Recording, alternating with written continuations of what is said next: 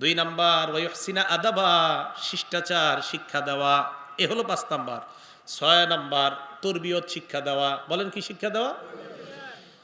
সবচাইতে শ্রেষ্ঠ তরবিয়তের নাম নামাজ। বলেন সবচেয়ে শ্রেষ্ঠ তরবিয়তের নাম কি?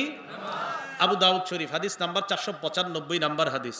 ক্বালা রাসূলুল্লাহ সাল্লাল্লাহু আলাইহি ওয়াসাল্লাম, নবীজি বলেন, মুরু আওলাদাকুম বিসসালাত ওয়া হুম আবনাউ সাবঈ সিনিনা।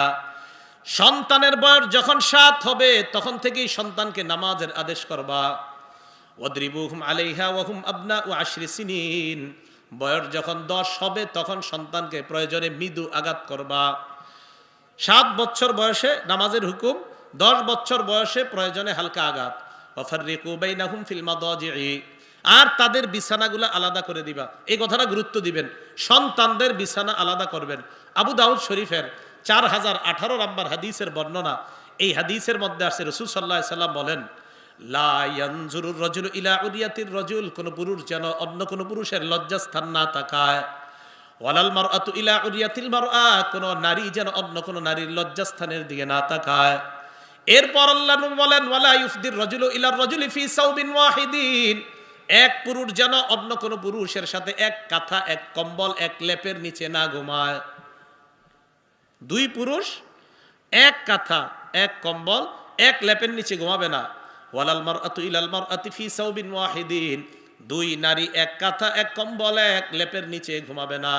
শোনেন, আপনাদের বাসায় যাদের সামর্থ্য আছে সন্তান 2টার বিছানা আলাদা করে দেন।